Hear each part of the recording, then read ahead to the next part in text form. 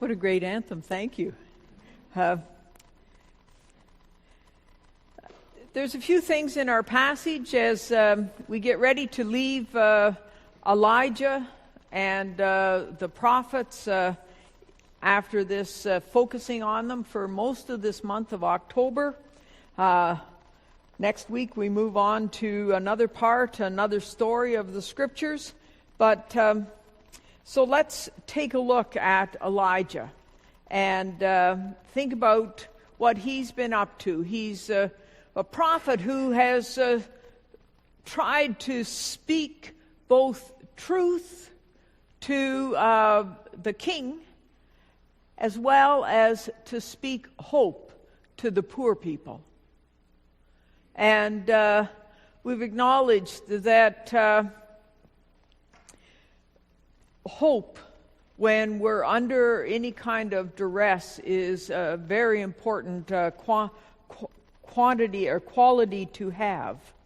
So today we see Elijah at the end of his life, and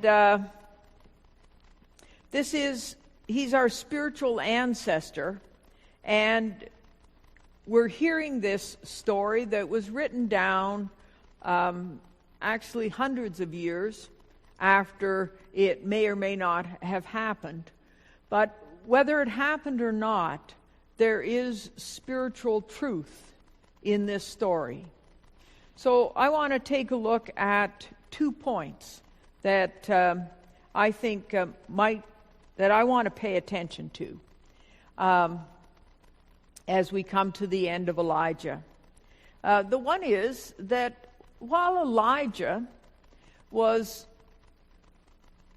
running around the countryside, while he was in the king's court speaking, and as he went around the countryside, he was listening, he was encouraging, he was hearing the deep distress. But he didn't do that alone. He wasn't only one person, because he started a prophet school. Now they think, the scholars, that it may have been called the sons of the prophet. But as happened in that day, when someone was seen to have something that really was of great value to the society, a group of people would gather around, and this person would become the leader of a school that taught the skills and that mentored the people who were following with him. So we hear in this passage that he had 50 people with him. Well, that's like a walking, wandering school of prophecy. And Elisha was his star student or his heir apparent, and but the others were there to be a prophetic voice in the society where Elijah lived. And I began to think about that, because if being a prophet and speaking out to power, to offer hope, if that is still a role of the church, what would we have as the curriculum for our school of prophecy? In the United Church, most of us have become nice. You know, and on the one hand, there's nothing wrong with that. Like I like being around nice people. But when you're always seeking a value of being nice, we forget how to have conflict, how to be creative in conflict. We forget how to have non-threatening conversation with people who disagree with us. And so our response in being nice then is to become silent in the face of disagreement, and then you know how polarized people can become when one party or both parties become silent in the dialogue. So I went to a blanket exercise yesterday at the Songhe Wellness Center. And I think in my school of prophecy, if I get to build one, the blanket exercise is going to become one of the required courses for learning prophecy, because it invites us into a situation where we listen to the pain and the heartache of people who have been involved in or are the descendants of people who were involved in the residential schools. In my school of prophecy, I would help us, I hope, to deal with the fear that is evoked in us. I would help us to learn or to unlearn the kind of aggressive response that we have when people tell us things about ourselves that we don't like. I listened to the stories yesterday, and I thought, how did my ancestors learn to be so violent, so mean to kids? Some of you will remember Shelley and Jim Douglas, who were prophets from the United Church, and they dedicated their entire life and ministry to the Cold War and to awareness about nuclear arms, the nuclear arms race. And one of the tasks that they had so much training to do that, but one of the tasks, jobs that they had was every day at a nuclear military base in the U.S., they stood at the door, at the gates of the compound, and they spoke to every employee who came into work. Day after day. They just bore a witness of generosity of spirit, of welcome, of embracing life in this day. They didn't preach. They were courteous. But they were communicated the joy of living.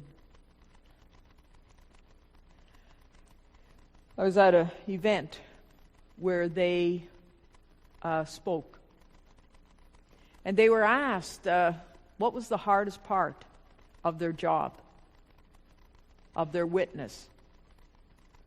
And many of us thought, well, it'll be the obnoxious people that they meet who are working and sustaining. And both Jim and Shelley said, managing ourselves, not letting our own anger, our own fear, our own judgmentalism come. We had to first, in order to be a witness, to be a prophet, we had to first learn to manage ourselves so that our fallback position when under stress and threatened was not aggression and anger and judgmentalism.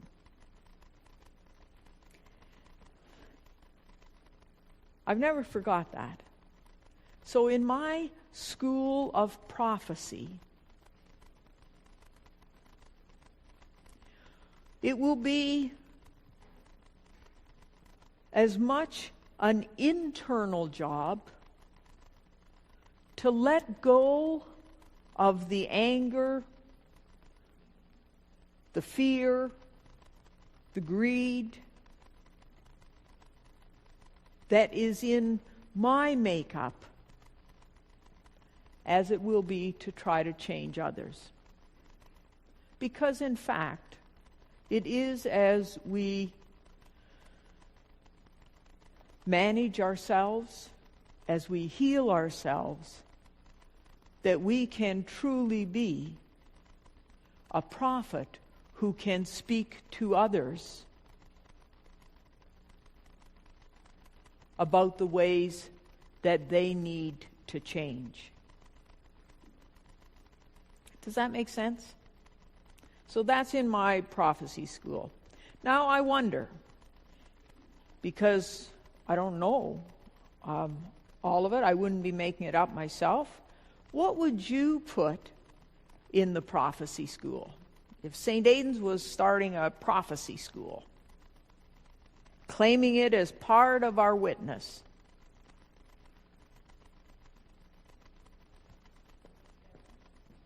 Acceptance? Yep.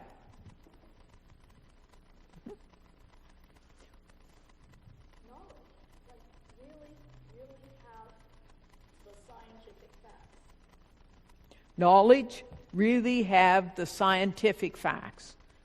Mm-hmm. I'd show videos of Greta, of course, because, I mean, Gordon was right on. Willingness to understand others' point of view. Yep. Logic. Passion. Mm-hmm. Mm-hmm.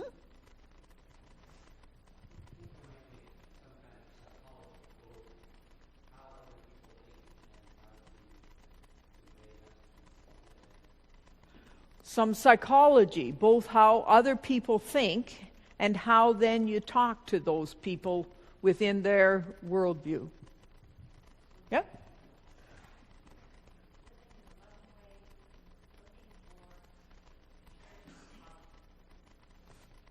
Living in a loving way and really learning how to be positive. Compassion. Taking responsibility for our own actions. Taking responsibility for our own actions. Yeah. Learning how to say we're sorry and we were wrong. Okay? What else in our school here? Recognizing bullying and not being silenced. Doing something about it. Okay, we're going to have a course on bullying.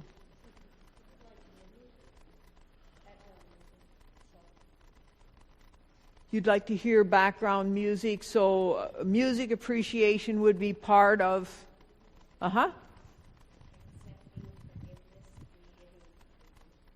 Accepting forgiveness and giving forgiveness. Okay.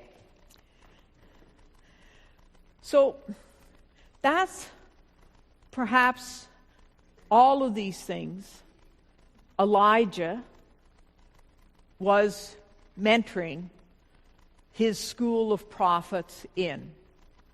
I think we didn't perhaps say, and it might be because I think we would also need a good, hard course on how to analyze power and the use of power in society.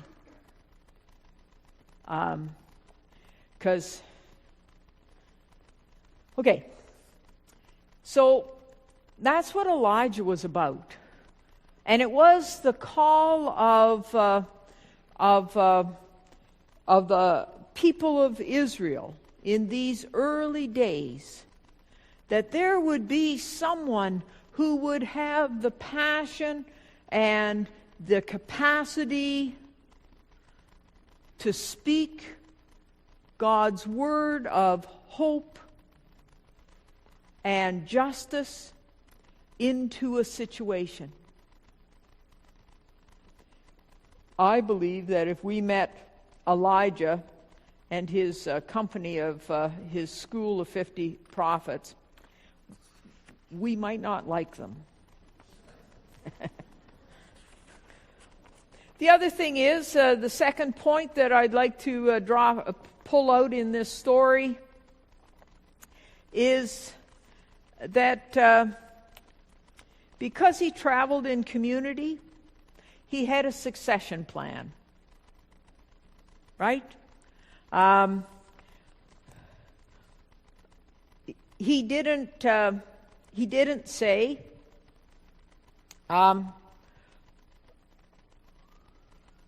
what's going to happen when I'm gone? Oh, well, that'll be somebody else's problem. He had trained up, mentored, and identified Elisha.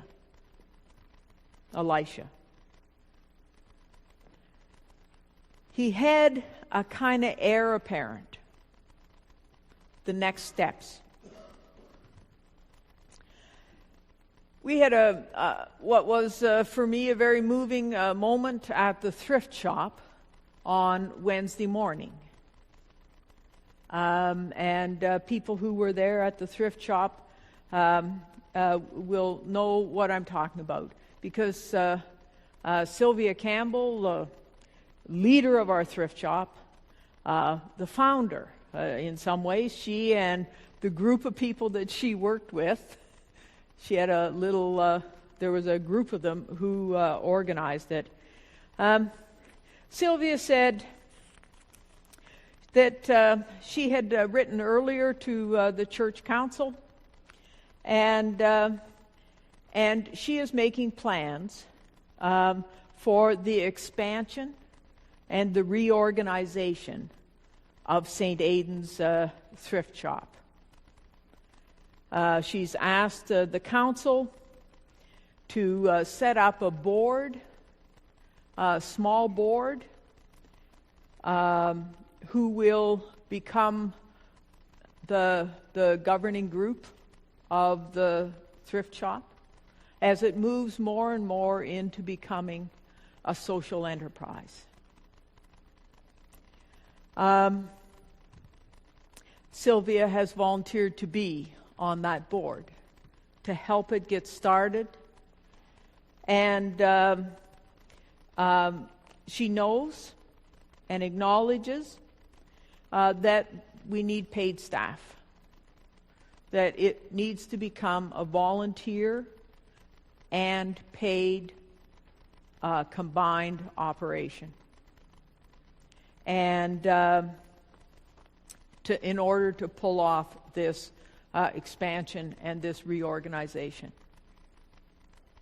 And so she said to the church council, being the leader that she is, she knows that that means that the revenue from the thrift shop will go down in the short term while they begin to pay for somebody, pay staff. But they believe in the long term that that will be that will change, that there will be long-term gain. She says she fully supports this initiative. I got to tell you, I mean,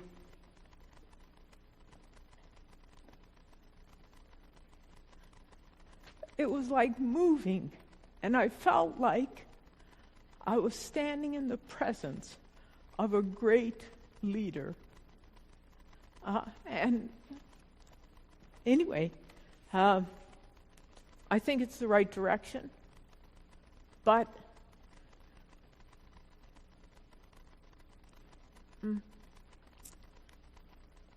just the stature of her personhood that she brought to this.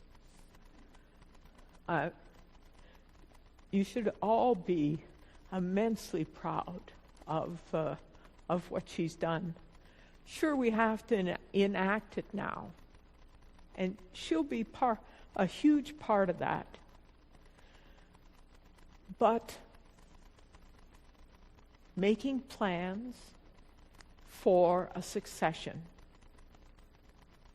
is a gift that she's given this congregation and all the people who work in the thrift shop and all the customers who come to it. Does that make sense to you folks? Okay, she's not here today because